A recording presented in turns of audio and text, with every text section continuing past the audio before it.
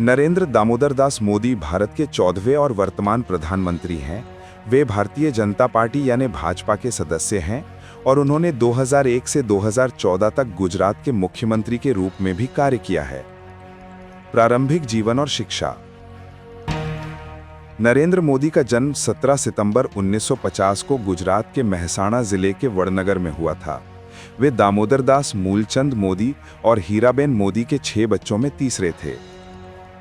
बचपन में उन्होंने अपने पिता की चाय की दुकान में मदद की और बाद में खुद भी एक चाय का स्टॉल चलाया।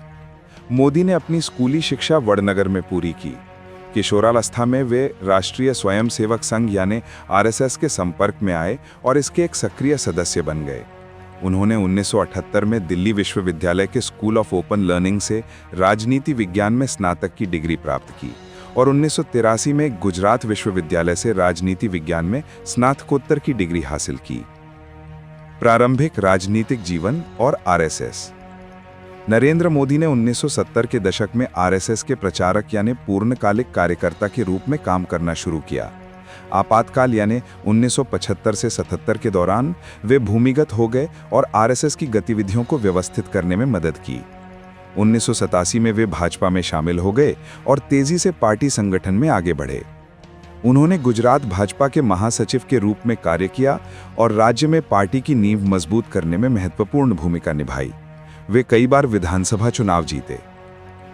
गुजरात के मुख्यमंत्री। 2001 में केशुभाई पटेल के इस्तीफे के बाद नरेंद्र मोदी को गुजरात का मुख्यमंत्री नियुक्त किया गया। उनके नेतृत्व में गुजरात आर्थिक विकास और निवेश के लिए एक मॉडल राज्य बन गया। उन्होंने औद्योगिकरण, बुनियादी ढांचे के विकास और निवेश आकर्षित करने पर जोर दिया। उनके शासनकाल में गुजरात को वाइब्रेंट गुजरात सम्मेलनों के माध्यम से विश्व स्तर पर पहचान मिली। हालांकि 2002 के गुजरात दंगे भी उनके मुख्यमंत्री काल की एक विवादास्पद घटना थी, जिस पर आज भी चर्चा होती है। मोदी को दंगों को नियंत्रित करने में विफलता के आरोपों का सामना करना पड़ा। हालांकि सुप्रीम कोर्ट द्वारा नियुक्त एक विशेष जांच दल ने उन्हें क्लीन चिट दी। प्रधानमंत्री के रूप में पहला कार्यकाल 2014 से 2019। 2014 के लोकसभा चुनावों में नरेंद्र मोदी ने भाजपा के प्रधानमंत्री पद के उम्मीदवार के रूप में प्रचार शुरू किया। सबका साथ सबका विकास, सभी के साथ सभी का विकास के नारे के साथ उन्होंने एक व्यापक चुनावी अभियान चलाया। भाजपा ने पूर्ण बहुमत के साथ सत्ता हासिल की और मोदी ने प्रधानमंत्री के रूप में शपथ ली। उनके पहले कार्यकाल में कुछ महत्वपूर्ण नीतियां और कार्यक्रम शुरू किए गए। स्वच्छ भारत अभियान, देश भर में स्वच्छता और स्वच्छता में सुधार के लिए एक राष्ट्रीय अभियान, प्रधानमंत्री जन धन योजना, देश के हर परिवार को बैंकिंग सेवाएं प्रदान करने के लक्ष्य के साथ एक वित्तीय समावेशन परियोजना, मेक इन इंडिया, भारत में विनिर्माण और निवेश को बढ़ावा देने के लिए एक पहल, जीएसटी अर्थात वस्तु एवं सेवा कर, भारत की अप्रत्यक्ष कर प्रणाली को सरल बनाने के लिए एक ऐतिहासिक सुधार, विमुद्रीकरण अर्थात डीमोनेटाइजेशन, 2016 में काले धन, जाली नोटों और आतंकवाद के वित्तपोषण को रोकने के उद्देश्य से 500 और 1000 रुपए के नोटों को बंद कर दिया गया। इसने मिश्रित प्रतिक्रियाएं पैदा की। प्रधानमंत्री के रूप में दूसरा कार्यकाल 2019 से वर्तमान तक। 2019 के लोकसभा चुनावों में नरेंद्र मोदी के नेतृत्व में भाजपा और भी बड़े जनादेश के साथ सत्ता में लौटी। उनके दूसरे कार्यकाल में कुछ महत्वपूर्ण निर्णय लिए गए हैं। जम्मू और कश्मीर से अनुच्छेद 370 का निरसन।